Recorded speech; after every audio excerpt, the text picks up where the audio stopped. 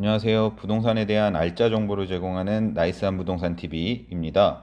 오늘은 윤석열 대통령 인수위원회에서 발표한 다주택자 양도소득세 중과 한시 배제, 소득세법 시행령 개정에 대한 내용을 알려드리려고 해요. 공인중개사로 현장에서 일하면서 많은 분들이 질문 주시는 내용 중 하나가 양도소득세 관련 내용인데요. 먼저 양도소득세의 정의를 알아볼게요. 양도소득세란 개인이 토지, 건물 등 부동산이나 주식 등과 파생상품의 양도 또는 분양권과 같은 부동산에 관한 권리를 양도함으로써 발생하는 이익을 과세 대상으로 하여 부과하는 세금을 말합니다. 양도함으로써 발생하는 이익에 대하여 세금을 부과하기 때문에 이익이 없거나 손해를 본 경우에는 양도소득세가 발생하지 않아요. 우리나라 사람들의 재산 비율은 주택이 대부분을 차지하고 있어요. 그래서 주택을 양도할 때 생기는 양도소득세에 굉장히 민감하시죠. 그런데 2020년도 이후로 발생한 아파트 가격의 급격한 상승과 문재인 정권의 세금 규제 중과는 서로 맞물려 큰 폭의 양도소득세 증가를 이끌어냈어요.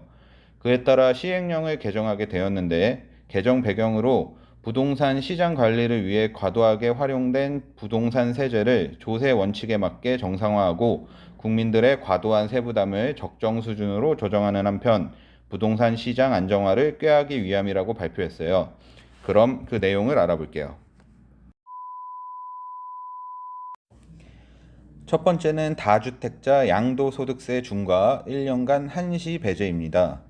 현재는 조정 대상 지역 내 주택 양도 시 양도소득세의 중과세율을 적용하고 장기 보유 특별공제를 배제하고 있는데요.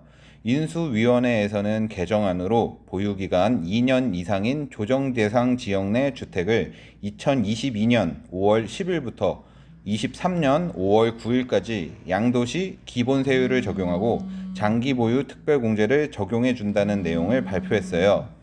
그럼 이게 어떤 효과가 있는지 알아볼까요? 조정 대상 지역 내 아파트를 두 채 가지고 있는 나이스 씨는 2019년 1월 1일 A 아파트를 취득했고 2000년도 1월 1일에 B 아파트를 취득해서 보유 중입니다. A 아파트는 취득 당시 3억 원이었고 현재 시세는 5억 원입니다.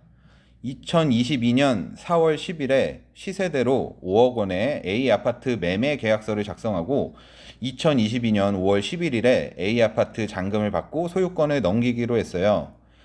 기존 양도소득세 내용이라면 양도차익 2억에 대하여 기본세율에 2주택자 중과세율인 20%를 더한 세율이 적용되었는데요.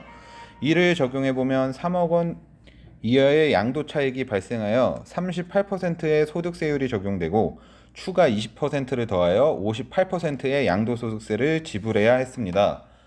그러나 이번에 변경된 시행령에 따르면 2주택자이기에 중과되었던 20%의 세율은 배제되고 장기보유 특별공제가 적용되어 그렇게 계산해보면 나이스시의 A 아파트는 양도차익인 2억에서 장특공제로 6%를 공제하고 소득세율은 38%가 적용됩니다.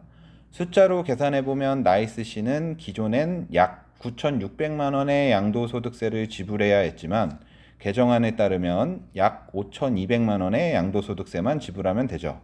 세금이 4,400만 원 정도 줄어들게 되었네요.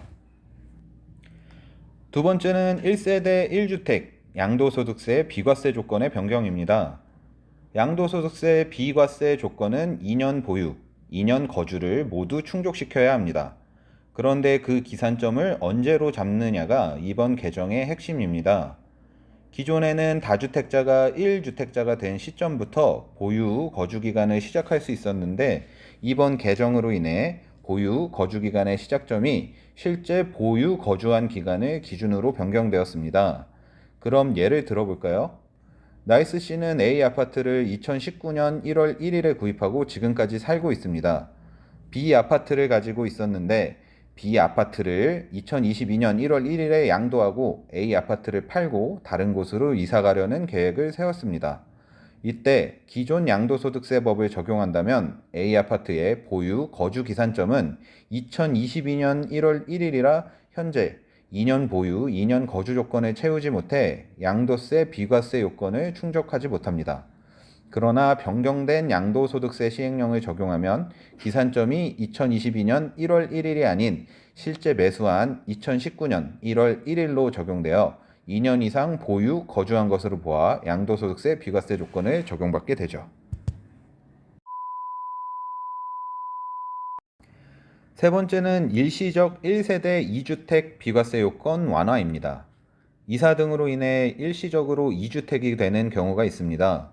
2주택자는 양도소득세 비과세 조건을 충족하지 못해 양도소득세가 1주택보다 많이 나오게 되는데 아파트 거래라는 게 바로바로 맞춰서 진행되지 않다 보니 일시적 2주택자에게 1주택자와 같이 비과세를 적용하는 건데요. 이때 몇 가지 조건을 충족해야 해요. 기존에는 신규 주택 취득일로부터 1년 이내에 종전주택을 양도하고 세대원 전원이 신규 주택으로 전입해야 했지만 이번 시행령 개정으로 인해 양도기한을 1년에서 2년으로 완화하고 세대원 전원, 신규 주택으로 전입해야 한다는 조건을 삭제했습니다. 일시적 2주택의 범위를 좀 더 넓혀주어 양도세, 비과세 대상이 늘어난 셈이죠. 이번 시행령 개정안 발표로 인해 양도소득세의 부담이 많이 줄어들었을 거라 생각돼요. 지금의 세금 체계에서는 세입자나 매수인에게 세 부담이 전가되어 주거비나 매매 가격이 상승한 시장이었는데요. 양도소득세의 부담이 줄어들게 되어 매물이 많이 나온다면 공급이 많이 된 효과를 볼 수 있어 가격이 안정되고 그로 인해 거래도 많이 일어날 것 같다는 생각이 드네요. 장기적으로 볼 때 부동산 시장에 좋은 신호라고 보여집니다.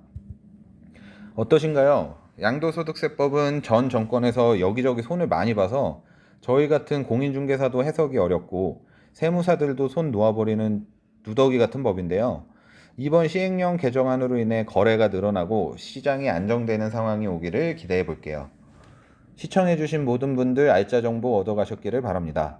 이상 나이스한 부동산TV였습니다.